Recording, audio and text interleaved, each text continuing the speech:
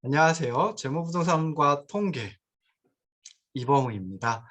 재무부동산과 통계 6주차이고요. 첫 번째 시간입니다. 이번 6주차에는 그 코로나19 확진자가 교내에 발생해가지고 동영상 강의로만 이루어집니다. 그래서 동영상 강의 3개를 들으셔야지 됩니다.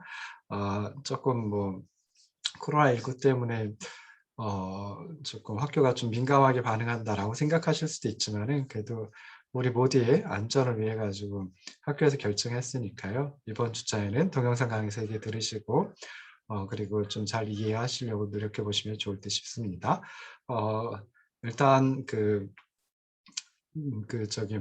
우리가 첫 번째 발표는 동영상으로 이제 촬영을 해가지고 또는 녹화를 해가지고 10월 10일까지 이번 주 일요일까지 제출하는 걸로 이제 바꿨습니다. 그래서 팀장님들 의견을 들어가지고 투표를 통해 가지고 이제 결정을 했고요. 그래서 뭐 저는 조금 시간이 걸려도 이렇게 좀 민주적인 절차를 거쳐가지고 결정을 하는 게 바람직하다라고 생각을 합니다. 그래서 뭐 저는 내심 학생들이 첫 번째 발표 없이 지나갈 거라고 생각을 했었는데요. 근데 또 동영상으로 촬영 또는 녹화해가지고 제출하는 걸 이제 선택을 하셨더라고요. 그래서 좀 학생들이 그 좋은 것만 편한 것만 찾는 건 아니구나라고 하는 그 좀 생각이 들어가지고 좀 많이 기쁩니다. 자, 그리고 이제 첫 번째 발표 자료 제출하고 첫 번째 발표 동영상 업로드하고 난 다음에는 두 번째 발표 자료를 만들어야죠. 그래서 두 번째 발표 자료 만드실 때는 그 이제 설문을 우리가 주로 할 거니까 그 설문지 문항을 갖다가 작성을 하는 것이 두 번째 발표 자료라고 이제 생각을 하시면 좋을 듯 싶습니다. 그래서 두 번째 발표 자료는 그 일단 아래 한글이나 죄송합니다. MS 워드 파일로도 한번 만들어 보시고요. 그리고 그걸 발표할 때는 또 PPT 파일로 전환을 해야 되겠죠. 그래서 그 두 가지를 한꺼번에 만들어 보시면 좋을 듯 싶습니다. 그래서 그 PPT 발표 자료에서는 이 설문 문항, 각각의 문항들이 있는데 왜 이 설문 문항을 만들었는지 그 이유에 대해서 이제 짧게 이제 또 발표를 하시면 되는데요. 이게 중간 시험 9주차에 있고 그 다음 주차에 또 이제 막바로 또 두 번째 발표가 있습니다. 그래서 조금 시간이 촉박하실 테니까 그리고 또 중간 시험 준비도 하셔야 될 테니까 가급적이면은 조금 빨리 준비를 하시는 게 좋을 듯 싶고요. 그래서 그럴 때는 이제 전년도 발표 자료들을 갖다가 제가 묶어서 올려놨죠. 그래서 그걸 참고해가지고 이제 보시면은 좋을 듯 싶습니다.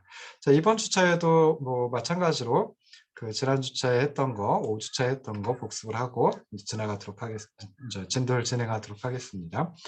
5주차에는 그 위치의 척도, 변동성의 척도, 그리고 분포의 형태에 대해서 살펴봤습니다. 실제로 좀 위치의 척도하고 변동성의 척도까지 살펴봤죠. 그래서 실제로 조금 많은 그 내용이긴 한데요. 근데 그래도 좀 이미 알고 있던 부분들이 많이 있어가지고 그렇게 어렵지는 않았을 것 같습니다. 그래서 정량적 측정, 여기 이제 두 번째 기술 통계의 두 번째 주제였고요. 첫 번째 주제는 이제 표와 그래프 표현이었죠. 그래서 표와 그래프로 표현하는 것은 자료 분포에 관한 전체적인 정보를 시각적으로 제시해 주기 때문에 좀 독자들이 쉽게 알 수 있다라고 하는 장점을 가지고 있습니다. 이에 비해서 이제 정량적 측정이라고 하는 것은 자료의 분포가 내포하고 있는 특성을 하나의 요약된 수치로 제시한다. 그래서 수치적으로 표현하는 것이다 라고 생각을 하시면 좋을 듯 싶습니다. 제일 먼저 나온 게 이제 위치의 척도였죠. 그래서 위치의 척도는 이제 여러 가지 것이 있는데 또 위치의 척도 중에 제일 먼저 설명드린 건 평균입니다. 그래서 평균은 뭐 민, 에버리지 또는 이제 산술 평균이라고 이제 또 우리가 보통 그 구하는 평균이 산술 평균의 의미를 가지고 있거든요. 그래서 모든 관측치의 값들을 합한 후에 이것을 관측치의 수로 나누어서 얻은 값이다. 그래서 평균은 자료의 중심 위치를 측정하는 척도, 즉 중심 경향치, 집중 경향치, 요약 특성치, 대표값 이라고 또 중에 하나라고 얘기를 하기도 합니다. 그래서 일반적으로 스몰 n개의 관측치 x1, x2 해가지고 x 스몰 n으로 이루어진 표본의 평균, 줄여서 이제 표본 평균이라고 하고 기호로는 바 x라고 표현을 한다고 말씀드렸죠. 그래서 어떻게 구하느냐? 뭐 x 원서부터 x 스몰 n까지 모두 다 합치고 그것을 이제 스몰 n으로 나누어 가지고 구한다라고 생각하시면 되고요. 서메이션 기호 이용해 가지고 하는 것도 이제 축약을 해가지고 표현하는 거니까 한번 살펴보시면 좋을 듯 싶습니다. 그리고 이제 일반적으로 라지 n개의 관측치 x1, x2 그래가지고 x 라지 n까지로 이루어진 모집단의 평균 줄여서 모평균이라고 하고요. 기호를 뮤라고 이제 보통 표현을 합니다. 그래서 이것도 마찬가지로 x1 플러스 x2 플러스 쭉쭉쭉 플러스 x 라지 n 한 걸 라지 n개로 나눠 가지고 한다라고 이제 생각을 하시면 좋을 듯 싶습니다. 자, 그 다음에 살펴보면 위치의 척도가 이제 중앙값이죠. 그래서 중앙값은 영어로 미디언이라고 얘기를 하고요. 중앙치, 중위값 뭐 이렇게 이제 표현을 하기도 합니다. 그래서 기호로는 뭐 m 그리고 이제 스몰 d, md라고 이제 표현을 하기도 하는데요. 중앙값은 자료를 최소값부터 최대값까지 크게 순서로 쭉 나열해놨을 때 그때 정확히 중간에 해당하는 관측치의 값이다. 그래서 이것도 마찬가지로 자료의 중심 위치를 측정하는 그 평균처럼 자료의 중심 위치를 측정하는 척도이다라고 생각하시면 좋을 듯 싶습니다. 그래서 관측치의 수가 홀수개이면 그때는 중앙값은 정가운데 있는 값이다. 라고 생각하시면 되고요. 관측치의 수가 짝수개이면 그때는 일반적으로 가운데 있는 두 값의 평균으로 나타낸다 라고 생각을 하시면 좋을 듯 싶습니다. 그래서 이것도 이제 좀 정확하게 정의를 하면 일반적으로 스몰 n개의 관측치를 크기 순서로 늘여놓았을 때 중앙값 md는 그 관측치의 수가 스몰 n이 홀수개이다라고 하면 그때는 x 2분의 n 플러스 1번째 그래서 2분의 n 플러스 1번째에 있는 관측치가 바로 중앙값이다라고 생각하시면 되고요. 그 다음에 관측치의 개수가 자료의 개수가 짝수개이다라고 하면 그때는 2분의 n번째 위치한 관측치 그리고 2분의 n 플러스 1번째 위치한 관측치 두 관측치의 평균으로 다 구한다라고 생각을 하시면 좋을 듯 싶습니다. 중앙값은 평균하고 비교를 해보면은 자료에 특별히 작거나 특별히 큰 값, 이런 이상치, 특이값, 아웃라이어라고 한다 그랬죠. 그래서 자료에 아웃라이어가 포함되어 있다라고 하면 그때는 평균은 굉장히 큰 영향을 받을 수 있습니다. 그래서 그럴 때 이제 주로 중앙값을 사용한다라고 생각을 하시면 좋을 듯 싶습니다.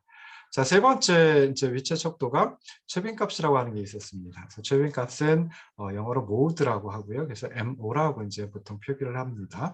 그래서 관측치 중에서 발생하는 빈도, 도수가 가장 많은 값이다. 그래서 특히 이제 정성적 자료, 그 중에서도 명목 자료에서는 평균하고 중앙값이 존재할 수 없습니다. 그래서 이럴 때는 이제 최빈값보다 중심 위치를 측정하기 때문에 중요한 역할을 한다라고 생각해 볼 수 있습니다. 자, 네 번째 위치의 척도가 이제 백분위수라고 하는 것이었습니다. 그래서 백분위수는 영어로 퍼센타일이라고 하고 그래서 스몰 p라고 하기도 합니다. 그래서 관측치를 크기 순서로 쭉 정렬해 놨을 때 그리고 백등분했을 때 각각의 등분점에 위치하는 관측치를 백분위수라고 얘기를 하고요. 몇 번째 백분위수 또는 몇 분위수 뭐 이런 식으로 이제 얘기를 합니다. 그래서 P번째 백분위수 또는 P분위수 뭐 이렇게 이제 얘기를 하고요. 관측치가 가장 작은 수부터 가장 큰 수까지 퍼져 있는 정도에 대한 정보를 제공해 준다라고 하는 의미를 가지고 있습니다. 그래서 어떤 자료에서 P분위수라고 하면 어떤 자료에서 그 P분위수보다 작은 관측치가 대략 P%이고 P분위수보다 큰 관측치가 대략 100-P%이다. 뭐 이렇게 이제 해석을 하시면 좋을 듯 싶어요.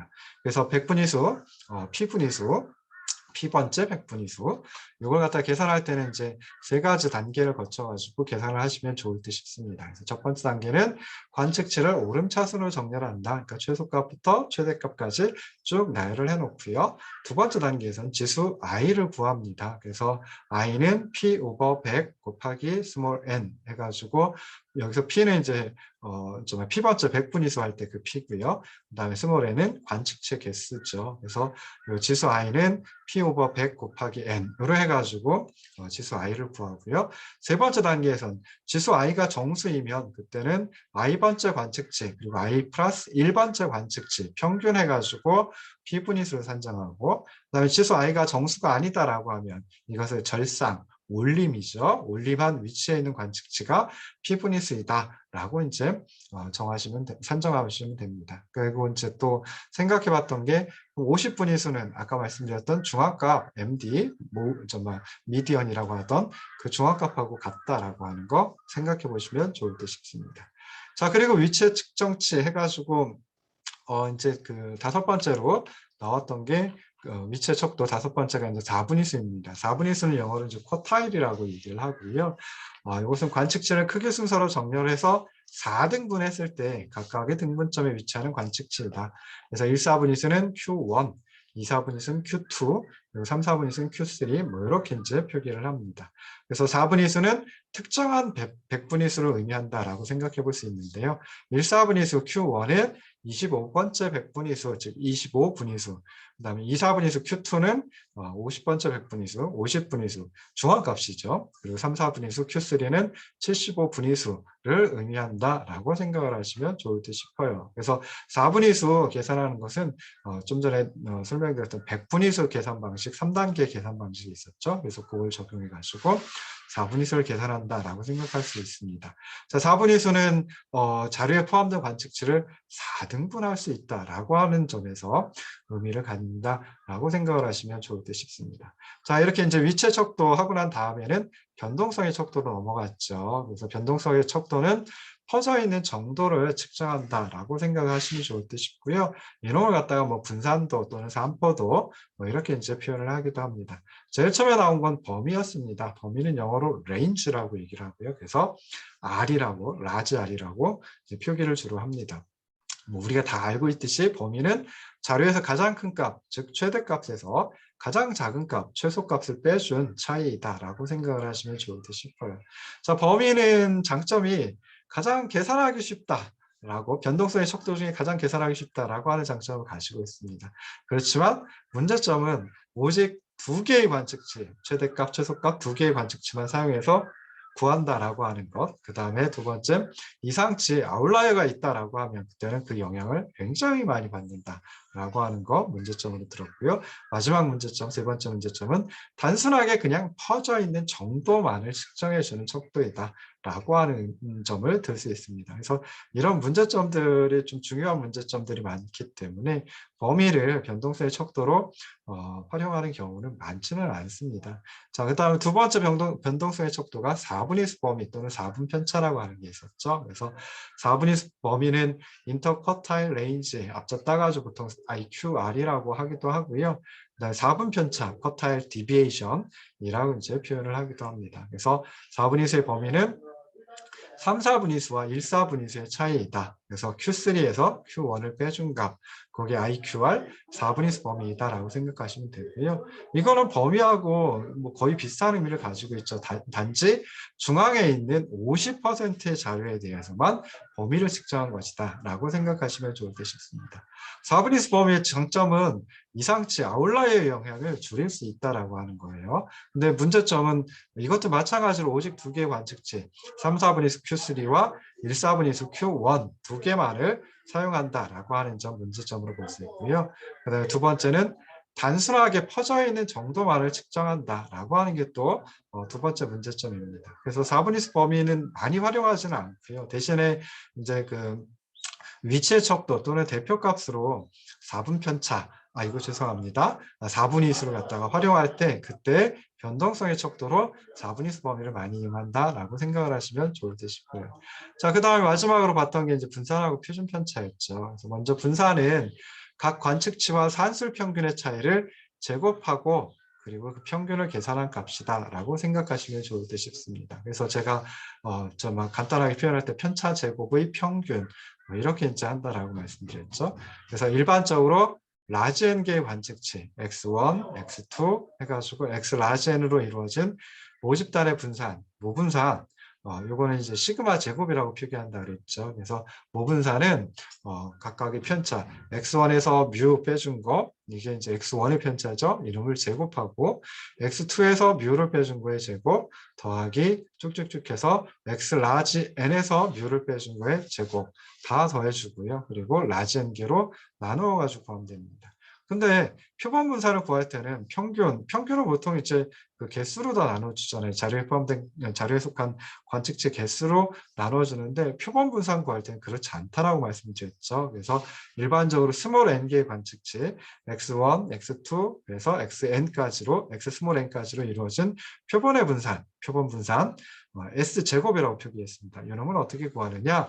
첫 번째 관측체의 편차 x1 마이너스 x 바 x의 제곱 그리고 두 번째 관측체의 평균 두 번째 관측체의 편차 제곱 x2에서 바 x 빼주고 제곱한 거 그 다음에 더해주고 쭉쭉쭉 해서 스몰 n 번째 관측체에서 바 x 빼주고 제곱한 거 이게 이제 스몰 n 번째 관측체의 편차죠. 그래서 다 더해주고 그러면 갖다가 스몰 n 마이너스 1로 다 나눠준다. 그래서 이렇게 표본 분산은 각 관측체와 표본 평균의 편차 제곱 합을 총 관측체 스몰 n으로 나누지 않고 스몰 n 마이너스 1로 나누어서 구합니다. 그 이유는 이제 표본 분산 가지고 나중에 모수를 추정을 하는데요. 그 모수, 모평균 모분산 시그마 제곱을 보다 정확하게 추정하기 위해서, 불편 추정하기 위해서 이렇게 스몰 n으로 나눠주는 게 아니라 표본 분산은 스몰 n으로 나눠주는 것이 아니라 스몰 n 마이너스 1로 나눠준다라고 생각을 하시면 좋을 듯 싶습니다.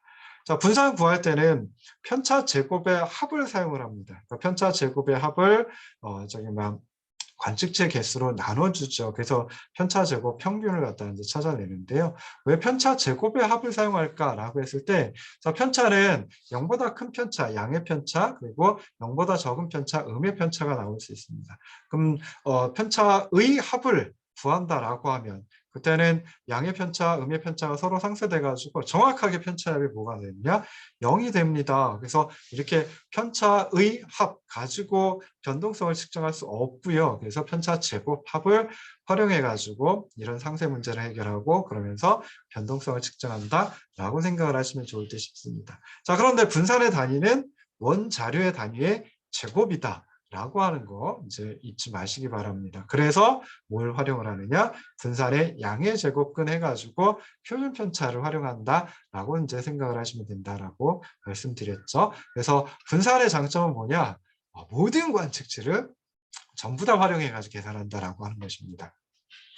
그리고 두 번째 장점은 단순하게 얼마나 퍼져 있는가 이걸 나타내기보다는 평균으로부터 얼마나 떨어져 있는가 그 변동성을 측정해낸다라고 하는 장점을 가지고 있어요. 그래서 다른 그 변동성의 척도보다도 분산이라고 하는 척도를 많이 활용한다라고 생각해 보시면 좋을 듯 싶습니다. 자, 분산의 특징 한 두 가지 정도 이제 생각을 해볼 수 있는데요. 하나는 분산값은 0보다 작을 수 없습니다. 그래서 편차 제곱의 평균이기 때문에 편차 제곱을 합치고 관측체 개수 또는 관측체 개수에서 1 빼준 걸로 나눠주는 거죠. 그러다 보니까 편차의 제곱 합치면은 그러면은 아무리 적어줘봤자 0이고요. 0보다 더 적어질 수는 없습니다. 자, 그런데 두 번째 특징, 분산이 0이다라고 하면 그거는 모든 관측치가 동일한 값을 갖는다. 그러니까 평균도 그 동일한 값을 갖는 관측치 그 값하고 마찬가지가 되겠죠. 그래서 정말 모든 관측치가 동일하다라고 하면 그 관측치가 바로 평균이 되면서 분산은 0이 된다. 이렇게 이제 생각을 하시면 좋을 듯 싶습니다. 자, 그리고 이제 표준 편차를 구했어요. 표준 편차는 분산의 양의 제곱근. 그래서 분산의 어떤 그 제곱근은 양의 제곱근, 음의 제곱근 둘 다 나올 수 있잖아요. 그러니까 2를 제곱해도 4가 나오고 마이너스 2를 제곱해도 4가 나옵니다. 그러니까 4의 제곱근은 플러스 2, 마이너스 2 두 가지가 나와요. 그 중에 양의 제곱근, 그러니까 플러스 2, 요것만 표준 편차라고 한다. 라고 생각을 하시면 좋을 듯 싶습니다. 그래서 모집단의 표준 편차, 표준 편차는 시그마. 아까 모분산이 시그마 제곱이었으니까 그걸 양의 제곱근 하면 모표준 편차 시그마가 되고요. 그다음에 표본 표준 편차는 S, 스몰 s 이렇게 이제 표기를 합니다. 자, 분산은 아까 말씀드렸을 때 원 자료의 단위의 제곱이 됩니다. 그러니까 분산의 단위는 원 자료의 단위의 제곱이 되는데요. 근데 거기다가 양의 제곱근을 취해줬으니까 표준 편차는 원 자료의 단위와 표준 편차의 단위가 같다라고 생각을 해볼 수 있습니다. 그래서 그런 점에서 분산 구하고 또 표준 편차 구한다. 아유, 왜 두 번 구해? 짜증나! 라고 생각할 수도 있지만 표준 편차는 원 자료의 단위와 똑같고, 그럼 평균의 단위하고도 당연히 똑같겠죠. 그래서 표본 표준 편차와 그리고 이제 표본 평균, 이거 두 가지 가지고 또 뭔가를 합니다. 그래서 우리는 하지 않지만 나중에 추정을 한다든지 가설 검정을 한다든지 할 때 요 표본 표준 편차 가지고, 그러니까 표본 표준 편차와 표본 평균 그걸 이제 더하기 빼기 빼기예요, 주로. 그래서 그렇게 해가지고 이제 뭔가를 찾아낼 수 있거든요. 그래서 추정하고 가설 검증할 수 있거든요. 그래서 이제 표준 편차도 구한다라고 하는 거 생각을 하시면 좋을 듯 싶습니다. 자, 이번 시간서부터는 이제 이제 새로운 진도를 나가야 되는데요.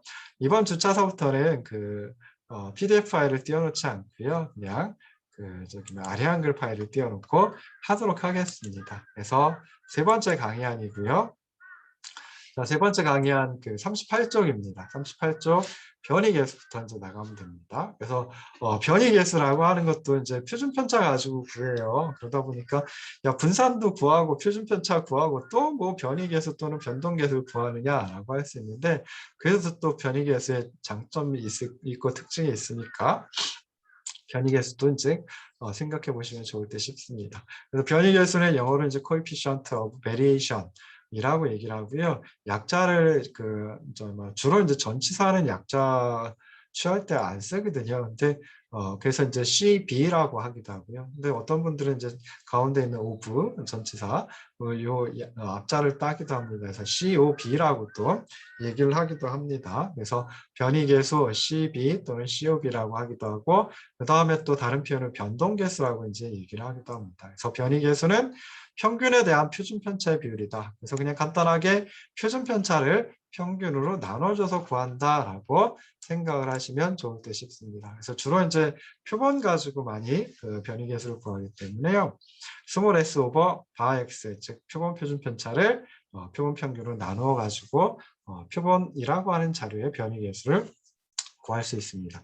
자, 그럼 변이계수는 상대적인 변동성의 척도이다. 그러니까 변동성의 척도, 표준 편차가 이미 변동성의 척도이잖아요. 그런데 그것을 좀 상대적인 의미로 해석을 할 수 있는 게 변이계수이다라고 생각해 볼 수 있습니다. 그래서 평균의 차이가 굉장히 크게 나타나는 두 자료 또는 측정 단위가 다른 두 자료를 변동성을 비교할 때 그때 이제 유용하게 써먹을 수 있는 게 변이계수이다라고 생각을 하시면 좋을 듯 싶습니다. 그래서 일반적으로 평균이 큰 자료의 표준 편차는 평균이 작은 자료의 표준 편차보다 크게 나타나는 경향이 있습니다. 그러니까 평균이 서로 다른 두 자료의 산포도를 그 변동성의 척도를 갖다가 표준 편차 크기만 가지고 비교한다라고 하면 그때는 좀 뭔가 무리가 있을 수 있습니다. 문제가 있을 수 있습니다. 그래서 그런 경우에 변이계수를 활용한다라고 생각을 하시면 좋을 듯 싶어요. 그래서 아까 전에 이제 표 2-14에 있는 그 5개 대학 강좌 자료에서 보면 표본 평균이 44였고요. 44명이죠. 그다음에 표본 표준 편차는 8명이었어요. 그래서 변이계수는 8명을 43, 그러니까 표본 평균, 죄송합니다. 표본 표준 편차 8명을 표본 평균 44명으로 44명으로 나눠준가 0.1818 또는 18.18% 이게 이제 변이계수이다라고 생각을 하시면 좋을 듯 싶습니다. 자, 근데 2-15에 있는 대졸초임 자료 같으면은 표본 평균이 2,940만 원이었고요. 표본 표준 편차는 165만 6,500원이었어요. 그래서 변이계수 구해보면은 표준 편차를 표본 표준 편차를 표본 평균으로 나누어 가지고 구해보면은 0.0563 또는 5.63%가 되겠죠. 그래서 이거 보면 5개 강좌 자료하고 대졸 채용 자료, 12명 대졸 채용 자료하고 비교해 보면은 5개 강좌 자료의 변동성이 더 크구나라고 하는 건 이제 상대적으로 파악을 해볼 수 있다라고 생각을 하시면 좋을 듯 싶어요.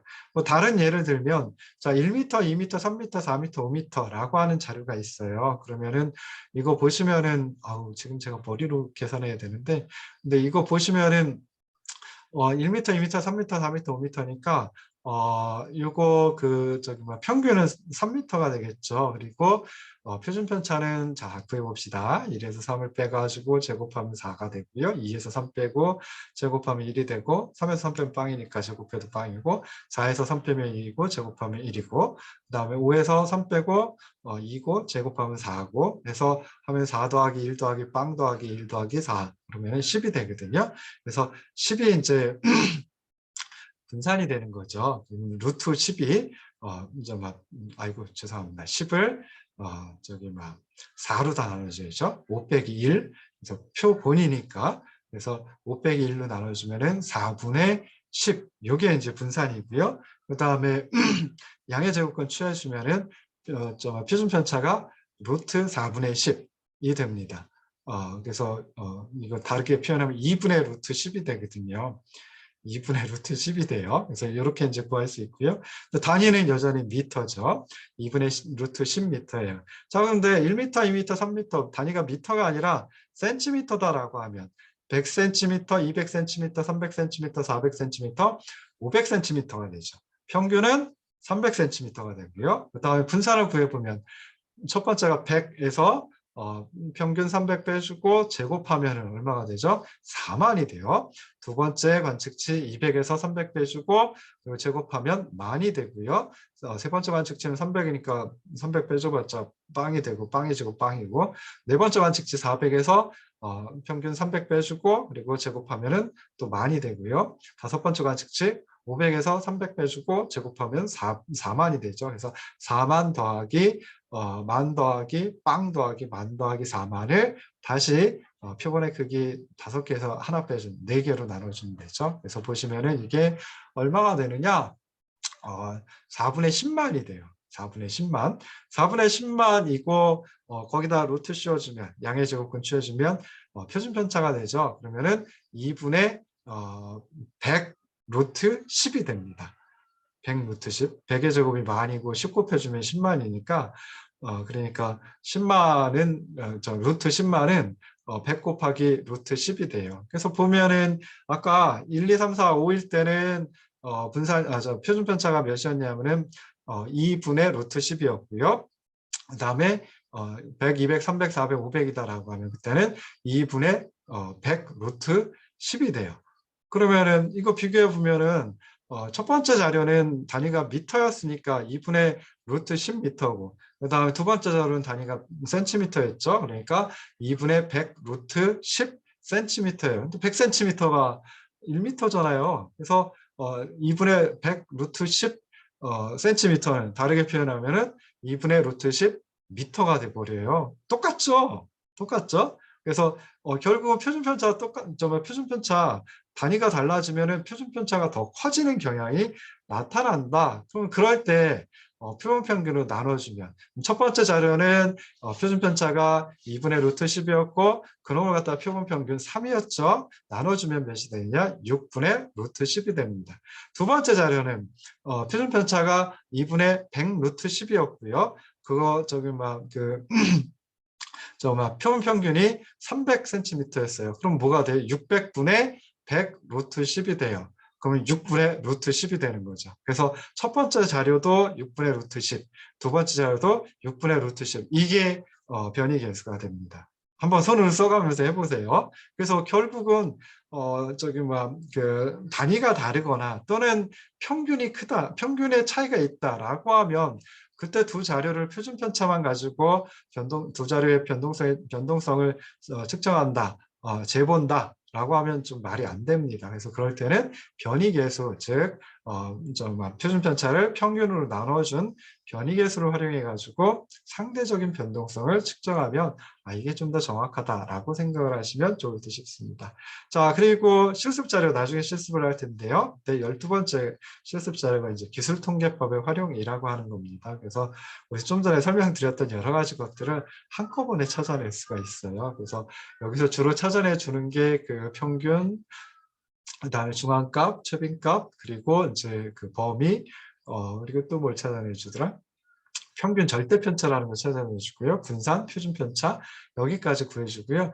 뒤에 설명드리는 비대칭도, 외도라고 하는 것, 그리고 첨도 이런 것까지 이제 그 한꺼번에 찾아내 줍니다. 그래서 그것도 이제 실습하는 그 해당 주차에 한번 설명을 드리도록 할게요. 자, 잠깐 쉬었다 다시 돌아오도록 하겠습니다.